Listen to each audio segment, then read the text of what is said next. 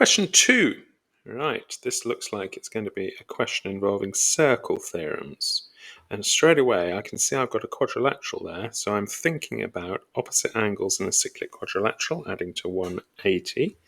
I've also got a tangent here, so I'm thinking about the alternate segment theorem as well, and I'm also thinking about the angle between a tangent and a radius equaling 90 degrees. Let's have a look. A, B, C, and D are points on a circle. Okay, that's how it looks on the diagram. TDV is a tangent. Yes, I clicked that. AB equals AD. Let's have a look. Oh, AB, that line, equals that line. Okay, so I've got the makings of an isosceles triangle, perhaps.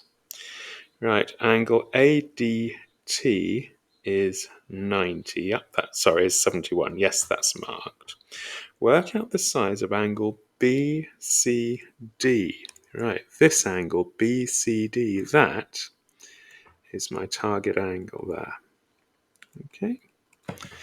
All right. Give a reason for each stage of your working. All right.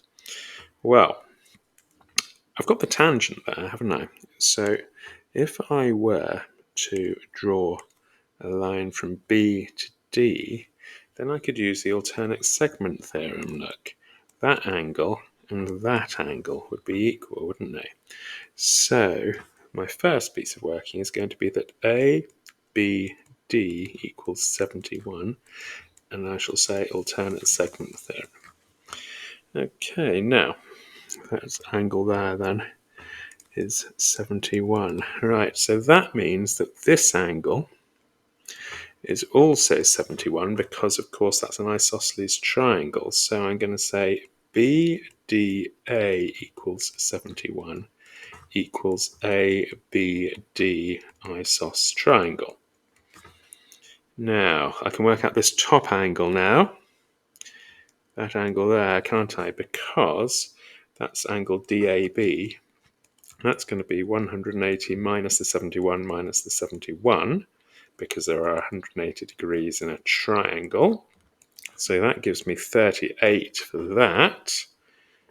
And now I think I can find my target angle, which is BCD, because I've got 38 here and my target angle, and I know that opposite angles in a cyclic quadrilateral add to 180. So it's going to be 180 minus 38, 142. I could say opposite angles, cyclic quadrilateral, add to 180. And there is one of the possible ways of doing question 2. And BCD is 142 degrees.